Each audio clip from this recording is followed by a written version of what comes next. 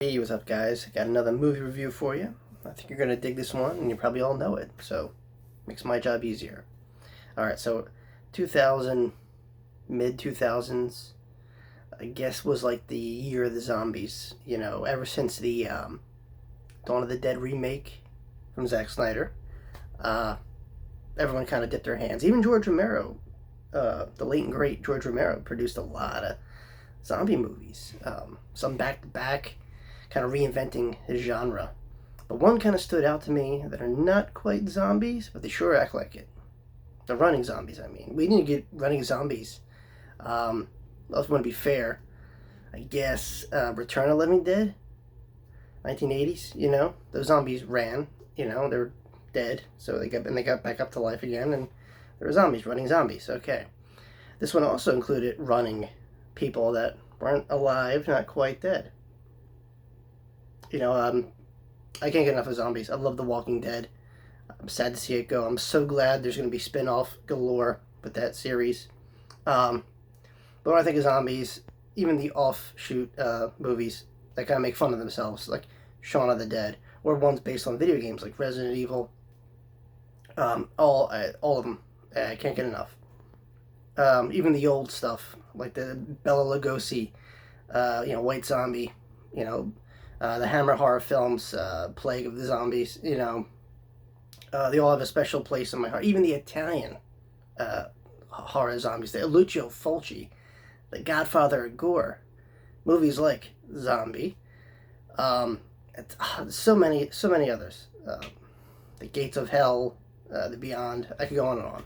Anyway, the movie I'm going to talk about right now is called 28 Days Later. That's right.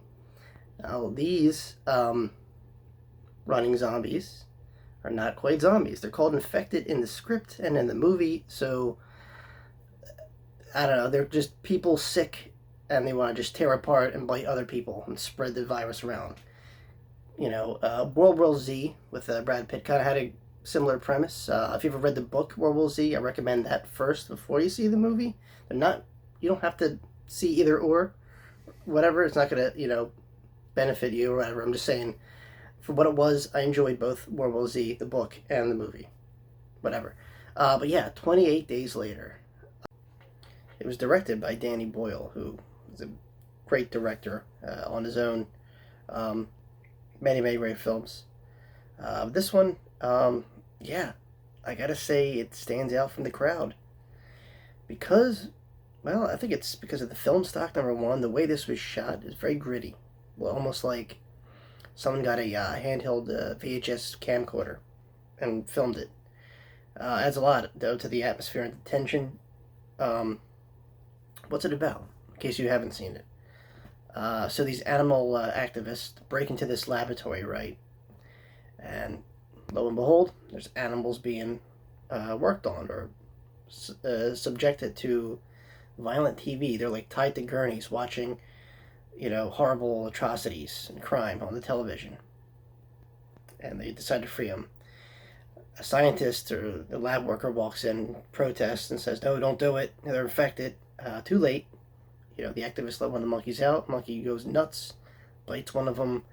That person turns into an infected person with rabies. It looks like he's coughing up blood, spits on other people. Then that person turns. It's a very, very infectious virus, the rage virus, as they say, and that just leads to complete devastation. And we get a little montage of England just collapsing pretty much because of this virus and how fast it spreads. And yeah, a nightmare scenario. And to think, I mean, we're not dealing with a zombie virus or rabies like that. But we're currently going through a plague, sort of, kind of, COVID. Um, didn't turn anyone into zombies yet, but you could kind of see the parallels a little bit. The panic, the infection rate, the death. Just, no one's coming back or turning into rabid lunatics. So anyway, we fast forward a little bit after that incident, and it says 28 days later, this guy named Jim who's in a coma, and he kind of gets out of it, which actually kind of really reminiscent to The Walking Dead, because Rick was getting out of a coma. But anyway, Jim here, Cillian Murphy, great actor by the way. Um, he's trying to kind of piece together, and I think one of the greatest opening shots is him going into a church and coming across a bunch of churchgoers that look like they're asleep in the pews, and we have a priest who's acting real erratic, and he has to dispatch him like really quickly, so he just picks up like something to knock this priest over. The people in the pews get up, and they're just kind of like, you could tell just by the eyes, there's something wrong with them. But I mean, it's truly frightening.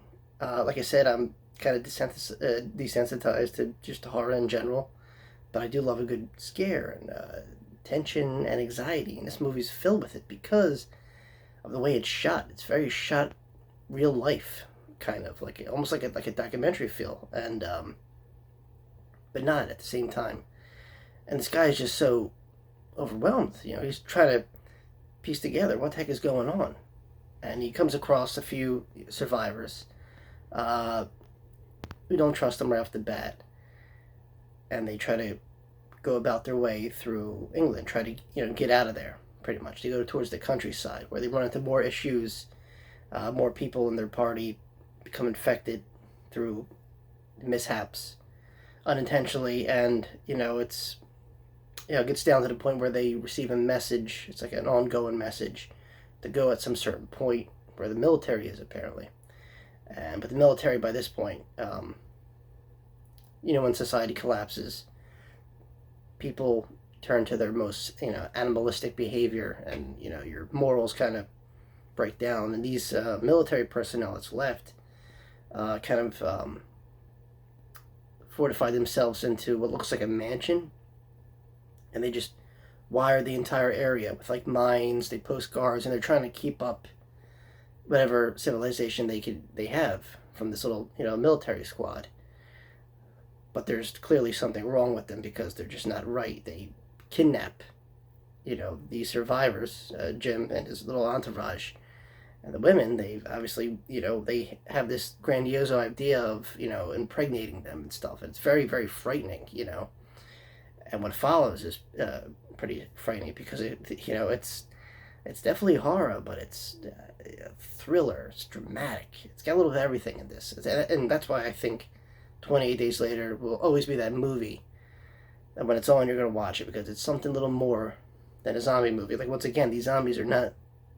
These people they're infected. They're not zombies. There's humanity there that's just buried underneath this sickness that I guess compels them to infect other people. I guess. There is a sequel, 28 Weeks Later, which I think held up pretty good. Expanded a little bit, and I thought that was fun. There was 28 months later, or was it 28 years later? I think it was 28 months later that was planned. It never really happened. I hope it does. Hope someone picks it up. It's in development hell, but who knows? Especially now, would definitely, I think, sell if you think about it. But anyway, like I said, the movie definitely has its frightening moments because not only you try to hide it from these rabid people, it doesn't have to be a sense where a bite would turn someone. It's it could be simply as getting their blood on you into a wound, or their blood getting into your eye, some kind of open orifice or whatever. And you change really, really quickly. This is a fast acting virus. Needless to say, the survivors do make it out, and what's left of them anyway, and they, it turns out that, these things they don't eat, they starve to death. Go figure, right? And looks like there's like a little cottage out in the middle of nowhere. They put up a little, SOS sign. Plane goes by. They're saved. End of the chapter, pretty much. Like I said, what I like about it, it feels really big, especially on their journey to get there. They come across a lot of other survivors, like I said. A father and daughter, like I said, the military personnel. And that's a thing, in society like this, much like The Walking Dead portrays it, people don't trust each other. So you gotta account for that.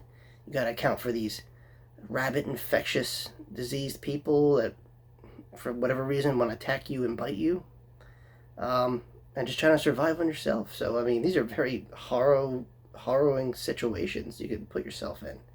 And the movie portrays it really good. It's tense. It is. There's not a moment where you're wondering, like, am I safe here?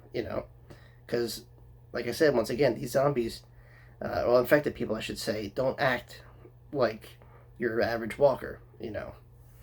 So that's why I enjoyed it. I think it came out great. I did a great job at the box office, if I remember.